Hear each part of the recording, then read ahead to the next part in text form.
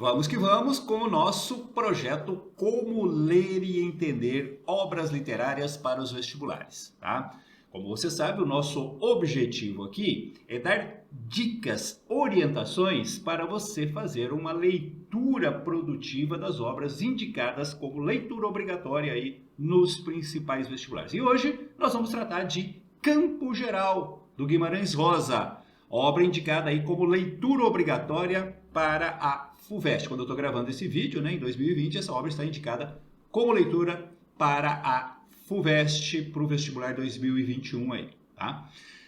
Como que eu vou te dar dicas, orientações sobre essa obra? A ideia é chamar a sua atenção para aquilo que tem maior probabilidade de ser cobrado numa prova, como no caso aí a FUVEST. E quando se fala de obras do Guimarães Rosa, a maior probabilidade é sempre o seu estilo, tá? O Guimarães Rosa tem um estilo extremamente peculiar, único, né? Inconfundível.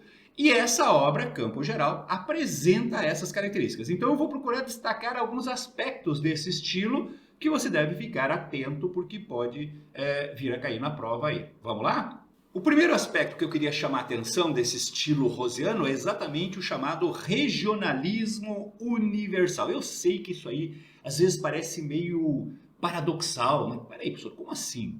Regionalismo universal ou é regional ou é universal, né? Mas na verdade é bem simples de entender. Quando nós analisamos a obra do Guimarães Rosa sob o aspecto do ambiente, né, do local onde ocorre a ação, dos personagens, da própria linguagem e tal, é muito fácil identificar aspectos regionalistas, né? Mais especificamente de Minas Gerais. O Guimarães Rosa era mineiro, apaixonado pela sua terra, pela paisagem mineira e tal, e isso aparece muito nas suas obras, como neste exemplo que você está vendo aí, ó.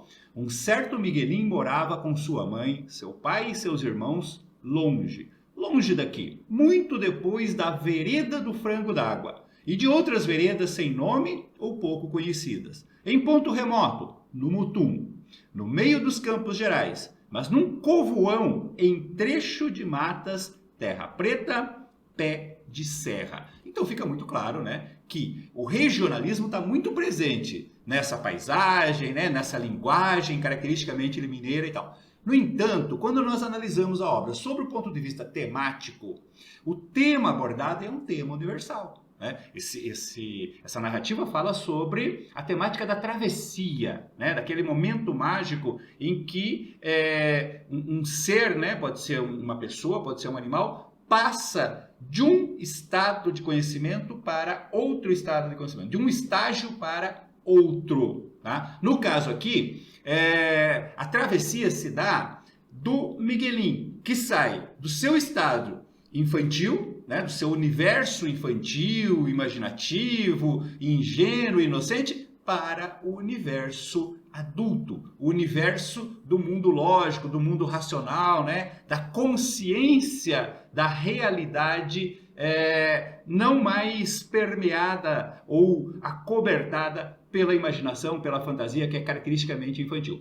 O momento na narrativa em que se dá essa travessia é exatamente quando o Miguelim enfrenta o pai, né? Numa espécie de ritual de passagem, quando ele quebra os seus brinquedos, né? Ele havia brigado com o pai e tal, o pai havia aplicado uma surra muito grande nele, e ele, num momento de passagem inconsciente desse estado infantil para o estado adulto, ele busca os seus brinquedos todos e os quebra na frente do pai, como se estivesse dizendo: pai, eu não sou mais criança. A partir de hoje, eu abandonei o meu universo infantil, né? E eu sou um adulto. A partir de hoje, eu entendo o mundo dos adultos. E aí, realmente, ele passa a compreender melhor tudo aquilo que para ele era uma grande incógnita. Inclusive, as brigas, né, do pai com a mãe por causa do adultério que a mãe cometia. Certinho? Um outro aspecto do estilo rosiano é o chamado experimentalismo linguístico. Isso é uma característica do terceiro tempo modernista, onde se encaixa o Guimarães Rosa, mas sem dúvida nenhuma o Guimarães Rosa é o principal representante desse processo de fazer experiências com a linguagem. Está sempre buscando, né, novas formas de expressão. E o Guimarães Rosa é o grande mestre nisso. Entenda uma coisa, gente, o Guimarães não pega e reproduz pura e simplesmente o falar mineiro. Tá certo que o falar mineiro, né, o estilo de falar dos moradores de Minas é a base da sua produção literária. Mas o que ele faz ali é uma recriação artística desse falar mineiro, né, incluindo muitos neologismos, né, palavras que ele inventa. O Guimarães conhecia diversas línguas. E aí, a partir dessa linguagem característica de Minas, ele vai recriando uma linguagem artística totalmente nova, original, peculiar. Dá uma olhada nesses exemplos que eu selecionei para vocês. Olha só. Todos os cachorros, gigão, o maior, todo preto, diziam, o capaz que caçava até onça. Você tem muito claro, né, esse falar mineiro, né, sendo reproduzido aqui, mas de uma maneira transformada artisticamente. Ou então, o ditado popular, né, reescrito, chuva vesprando, cachorro soneja muito. Isso é uma espécie de máxima mineira, né? Chuva vesprando, ou seja, caindo em grande intensidade, provoca muito sono nos cachorros. Ou o neologismo, ó, o patori esquipou no mundo. Esquipou é uma mistura do verbo escapar, do português, com o verbo to escape, do inglês. Aí ele criou essa nova palavra. Ó. O patori esquipou no mundo. Tá? Um neologismo que significa fugiu, né? Escapou no mundo aí. Beleza? E finalmente nós temos ainda, na questão do estilo, a prosa poética. Eu já expliquei aqui várias vezes o que é prosa poética. Prosa poética é um texto que é escrito em prosa, mas que apresenta características que são próprias da poesia, ou seja, do texto em versos, né? A condensação de sentidos, né? Da semântica, do significado das palavras, das expressões, muitas vezes uma linguagem muito plástica, muito visual, mas principalmente uma linguagem que apresenta um ritmo, uma cadência muito característico da poesia, como nós vemos neste exemplo aqui, ó. Como bezerro laçado, bufa e pula, treta bravo.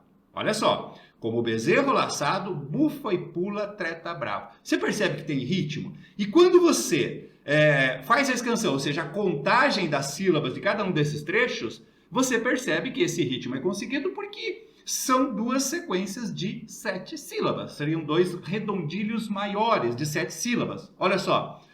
Como bezerro laça, 7 sílabas. Ou bufe, pula, treta, bra, ou seja, 7 sílabas. Então, não é um efeito conseguido por acaso. Existe um trabalho artístico em cima disso, né? Inclusive nessa métrica regular que dá esse ritmo, que dá essa cadência poética aí. Essa prosa poética também é conseguida com outros efeitos sonoros que muitas vezes são através da seleção vocabular, né? A escolha de determinadas palavras também cria uma certa musicalidade, como neste exemplo aqui, ó. Era só o sol e o verde veânico. Aqui você tem 2 efeitos sonoros que a gente chama de assonância e aliteração, que consistem na repetição de vogais, né? Assonância, como o O aberto, né? Sol, sol, ou então repetição de consoantes, como o S, só, sol, ou o V, verde veânico. Tá? E isso provoca também um efeito sonoro, né, que caracteriza, então, isso como sendo uma prosa poética. Então, ó, fica atento, tá? Essas características do estilo rosiano, o regionalismo universal, né, o aspecto regional dentro de uma temática universal, os experimentalismos linguísticos, as invenções linguísticas, principalmente os neologismos, e o ritmo poético, a chamada prosa poética, são abundantes nessa obra e muito frequentemente cobrados nos vestibulares. Então, fique atento. E para encerrar essa dica, eu queria falar sobre o foco narrativo, que você tem que tomar muito cuidado também. O campo geral, a narrativa do campo geral, a narrativa do Miguelin, possui um narrador externo onisciente, ou seja, aquele narrador que não participa da história e que tem onisciência, que sabe tudo sobre os personagens. No entanto, se você leu a obra, você deve ter percebido que em determinados momentos você tem a nítida impressão de que quem está contando a história é o Miguelin. Isso acontece porque o narrador usa de um recurso que a gente chama de onisciência seletiva. Você tem um narrador externo, não participa da história, ele é onisciente, mas ele opta por exercer essa onisciência apenas sobre um personagem, geralmente o protagonista, como acontece nessa história. O narrador conta a história do ponto de vista do Miguelinho. A onisciência dele recai quase que exclusivamente sobre o Miguelinho, né? Sobre o sentimento, as emoções, os sonhos, as frustrações do Miguelinho. A partir desse olhar do Miguelinho são mostrados os demais personagens, né? As demais ações, o enredo como um todo. Então, em vários momentos, você acaba tendo a nítida impressão de que a narrativa é em primeira pessoa. No entanto, não é. É uma narrativa em terceira pessoa, usando dessa técnica da onisciência seletiva, tá? Que consiste em selecionar uma personagem da narrativa, geralmente o protagonista, e fazer a narrativa uma narrativa em que predomina o ponto de vista desse personagem. No caso aqui, o Miguelinho, tá? Por isso, as emoções, as alegrias e angústias do Miguelinho sobrepõem-se ao longo de toda a narrativa. Elas são destacadas, elas aparecem, né, de maneira destacada, dando por vezes a impressão de que ele é o narrador da história. No entanto, é um narrador em terceira pessoa. Beleza, gente? Você já sabe, se você quiser a análise completa dessa obra, né, todo o enredo, capítulo por capítulo, todos os personagens, características completas da linguagem, do narrador e tal, é só você clicar no link que está aí abaixo, você vai lá para o site do vestibular e lá você tem a análise completa, não só dessa obra do Campo Geral, como de todas as obras da FUVEST e de diversos outros vestibulares. Certinho? Eu vejo você numa próxima orientação de leitura de livros do vestibular. Um abraço!